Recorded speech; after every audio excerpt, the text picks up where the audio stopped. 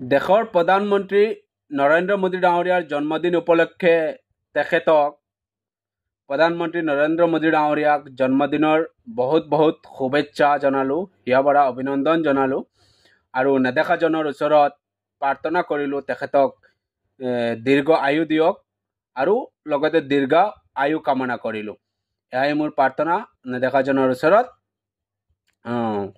এই জন্মদিনত তেখেতক কিছুমান প্ৰশ্ন কৰিব বিচাৰিছোঁ বা বিজেপি নেতাসকলক, কাৰণ এই জন্মদিনৰ পিছত হয়তো তেখেতে পদত্যাগ কৰিব পাৰে বা দেশৰ প্ৰধানমন্ত্ৰী হৈ থাকিবও পাৰে বা থাকিবও নোৱাৰে। বিভিন্ন মহলৰ পৰা বিভিন্ন ধৰণৰ চৰ্চা চলি আছে। তাকে ভাবি ল'লোঁ প্ৰশ্নকেইটা কৰি দিওঁ। প্ৰধানমন্ত্ৰী হৈ থাকোঁতে তেখেতৰ প্ৰথম এটা প্ৰশ্ন তেখেতক কৰিব বিচাৰিছোঁ। প্ৰথম প্ৰশ্নটো হৈছে যে বেটি বাচাও বেটি পঢ়াও এটা তেওঁলোকৰ কাৰ্যসূচী বা শ্লোগান বা মুদ্দা আছিলে। এই আমাৰ ভাৰতবৰ্ষৰ দেশখনত বেটি বাচাও বেটি পঢ়াও মানে নাৰী সুৰক্ষা, নাৰী কিমানখিনি সুৰক্ষিত আছে, আমাক এটা তথ্য দিয়ক বা উত্তৰ দিয়ক। এয়া মোৰ তথ্য নহয়, মই এটা ডাটা পাইছোঁ, ডাটাৰ পৰা কৈ আছোঁ যে according to Ajay Mishra, ministry of state of home affairs, তেখেতে যি বিল পাছ কৰিছে বা তথ্য দিছে তাত লিখা আছে, মই এটা স্ক্ৰীনশ্বট কমেণ্টত দি দিম, আপোনালোকে লিংকত গ'লে সকলো পাব।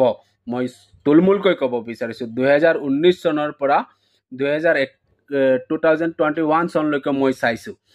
তাত দেখিলোঁ 2019 চনত আপোনাৰ 82,000 গাৰ্লছ এণ্ড 3 লাখ ৱমেন, মানে 82,000 ছোৱালী এণ্ড 3,45,000 তিৰোতা মিচিং। 2020 চনত 79,000 গাৰ্লছ এণ্ড 44,44,000 ৱমেন আৰু 2021 চনত 2021 চনত 90,000 আৰু ৱমেন 3,75,000 মিচিং বুলি উল্লেখ কৰিছে একৰ্ডিং টু অজয় কুমাৰ মিশ্ৰাৰ যি তথ্য তাত। এয়া মোৰ তথ্য নহয়। এতিয়া আপোনাৰ বেটি বচাও বেটি পঢ়াও, নাৰী সুৰক্ষিত কৰক, ইমানেই আপোনালোকে ধ্যান দিয়াৰ পিছত ইমানখিনি মিচিং মানে কি হেৰুৱাইছে, এইখিনি ক'ত গৈছে আজিলৈকে আপোনালোকে উলিয়াব পৰা নাই কিয়? আজিলৈকে আপোনালোকে ওলাব নোৱাৰিলে। মিচিং ৰিপৰ্টটো দি দিলে।